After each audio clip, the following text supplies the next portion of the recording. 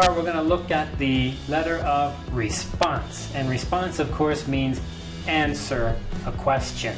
So we're going to answer an inquiry, thus a letter of response or response letter. Let's just jump right into it and see how that works. This letter is going to have 3 paragraphs. Let's go ahead and look at each paragraph and see what we should write.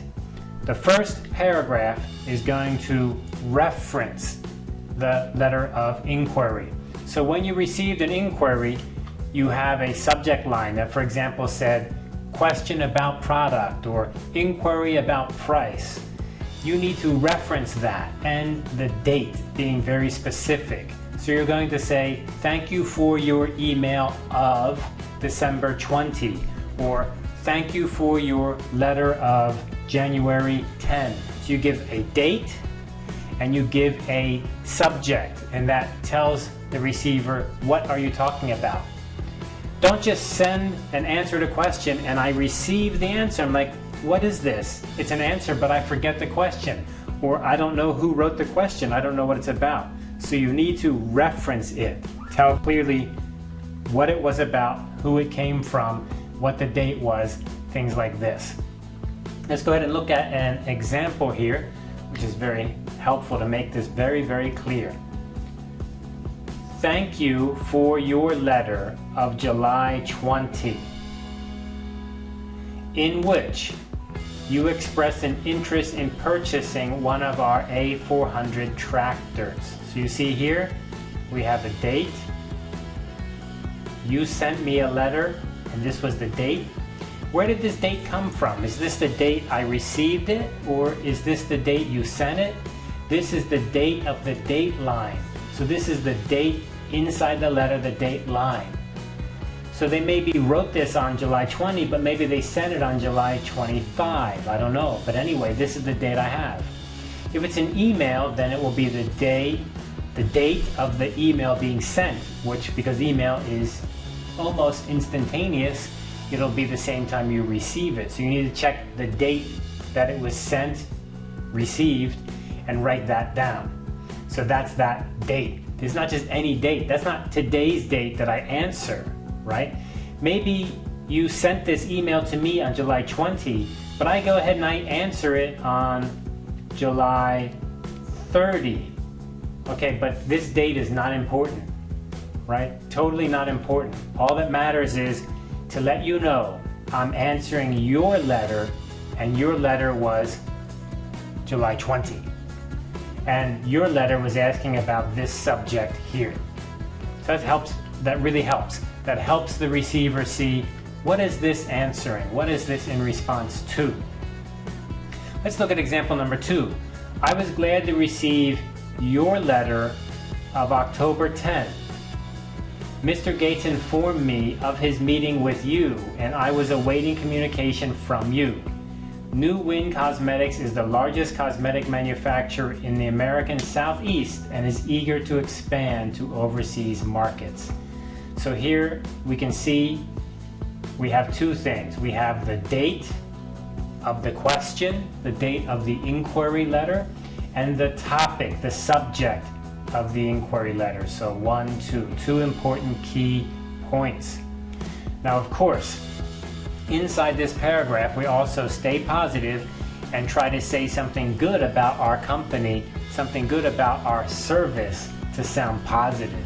A response letter should be very positive, trying to make your company, make you sound very good to the person who wrote the question.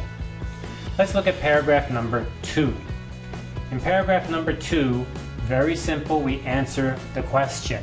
And a key point here is, when you answer the question, there's something you have to always remember to do in business. You must stay positive. Positive, positive, happy, happy. Even if the question does not have a positive answer, maybe they ask you a question and the answer is no. You should be careful and not just say no, but try to make it positive.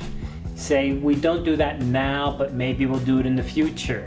We don't have that now, but we have another product you may like, right? Positive, positive, stay positive. It's always hard for people who just begin doing business to remember, be positive, stay positive, even if the answer is actually negative. Let's look at a couple examples here. Now, if the question was very detailed, had lots of parts, then the answer can also be very detailed and have lots of parts.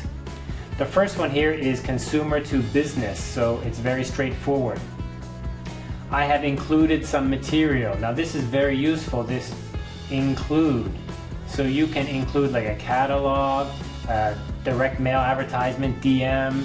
You can include electronic material. You can send them a sample or a demo.